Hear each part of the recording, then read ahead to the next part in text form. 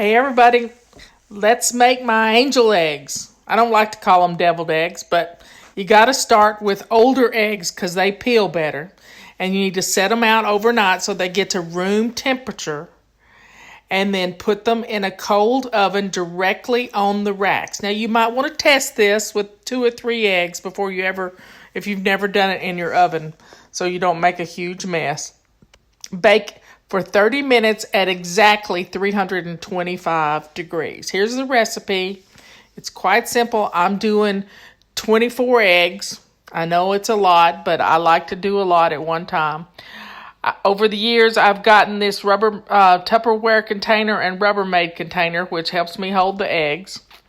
I take the rack straight out of the oven. They got little speckles on them from cooking. And I just dump it directly into the cold water. And then I start peeling. Well, first I put some paper towel in my little red container because I don't want the eggs to sit in too much water. And the paper towel will absorb the water. It's about the only thing I use paper towel for. And now you're going to get bored watching me peel eggs. But I learned something new this time. That if I use my thumb to break the egg all the way around and break it well, and then start to open the egg from the very blunt end of the egg, not the pointy end, that my eggshell would come off. I did one in 15 seconds. That's the fastest I've ever peeled an egg, and I've been peeling eggs for 40-something years. So you learn, old dogs can learn new tricks. But start from the blunt point of the egg, and you get under that membrane. And once you get under that membrane, the egg's going to peel right away. And that makes it so easy when you don't have to be dreading peeling eggs or the smell of eggs. Boiling eggs, and when an egg cracks in the boiling water, the smell is all over the house. Well, they just don't smell bad. And I put all the eggs in my little container. And I skipped a couple of my, I didn't video all the eggs being peeled. But when I learned that little trick, I wanted to share it with you. So I've taken a lot of video of peeling eggs because people dread it. It's just one of those things and this is the first time in my entire life that I didn't have an egg get all yucky looking on the outside. Every one of them, dare I say, were perfect. Absolutely no gouges, nothing. And I have long fingernails. No gouges, no ugliness. They were perfect. And it comes from using older eggs. We bought these eggs 2 weeks ago, and I wouldn't let anybody use them. I just kept them in the refrigerator. And then just doing exactly what I said. Oven at 325.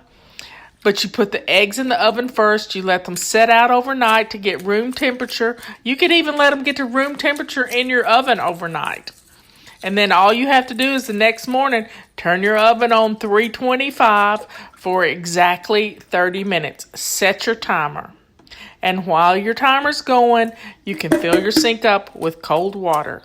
And that's really all you have to do because the cold water stops the cooking process, which turns the eggs green. And I hate green yolks. I never read Dr. Seuss much, but green eggs and ham, I don't like green. So peel all your eggs and put them in your container, and then immediately put them in the refrigerator. And let them get cold. I set my timer for 2 hours so that I could get them out and process them. So I'm just going to keep peeling and talking and peeling and talking.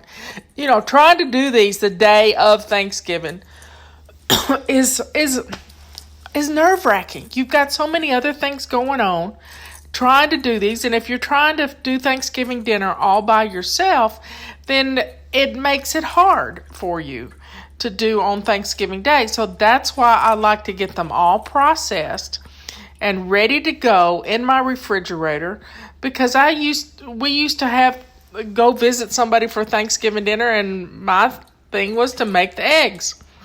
And if they're in a plastic container, I can take my serving dish. There's my last egg. I can take my serving dish with me. Don't forget to put your serving dish with your eggs when you get ready to leave, because you have a special dish you like. And I have a little white milk glass one that's trimmed in gold that was my grandmother's or my mother's. I don't know which.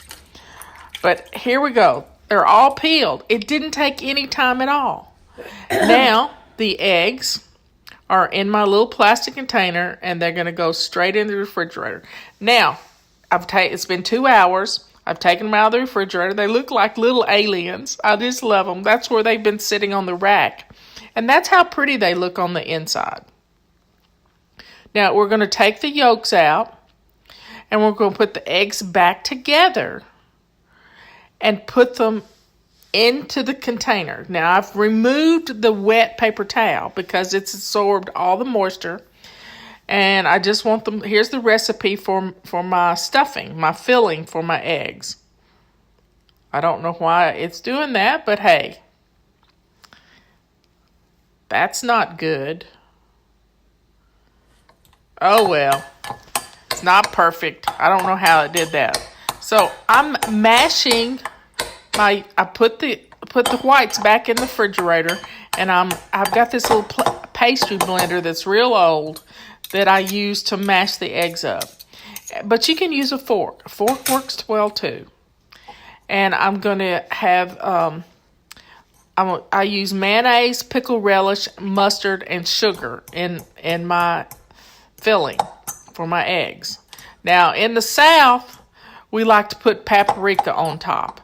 In Maryland, they like to put Old Bay on top of their eggs. It's whatever you like to garnish your eggs with. Some people like to put an olive on their eggs, or a little slice of something. But you know how you want them garnished, what your tradition is. But for me, I just want a little bit of a sprinkle of paprika. And I'm not going to do that until I'm getting ready to set them on the table. Set them on the table. I'll correct myself. Here we go. So I added a cup of mayonnaise. I like real mayonnaise. I started with a half a cup, but that wasn't enough. I'd never actually measured anything out before. A quarter cup of pickle relish. A tablespoon of yellow mustard. And 2 tablespoons of sugar. I put 1 tablespoon in, and I had to use my taste buds to figure out if it was the way I like it. Now, here's the secret to everything. Fold the top down on a Ziploc bag. I am using a gallon Ziploc bag because I don't think my filling will fit in a quart Ziploc bag. And start filling the bag with the filling. And get it all in there. And that your filling can be lumpy because guess what? The pickle relish makes it lumpy, so the lumps don't show. If you want to get real perfectionist about it, you can use immersion blender or put them in your food processor. But I find I lose too much filling for that, so I don't like to do that. I don't mind if they're lumpy. It is what it is. So get all your filling in the bag and roll the bag up to get all the air out. And then you're going to put it in the refrigerator. It's only been out for a little bit. My refrigerator is really cold, so I'm going to leave it on top of the egg so I don't forget them in my refrigerator. And our eggs will be done. Now, when I get to my destination, which is next door, I'm going to cut the corner off of the bag, and then I'm going to squeeze it into the eggs. Now, be sure and take your tray you're going to serve them on. And there you have it. Angeled eggs, the Fly Lady way. Yum!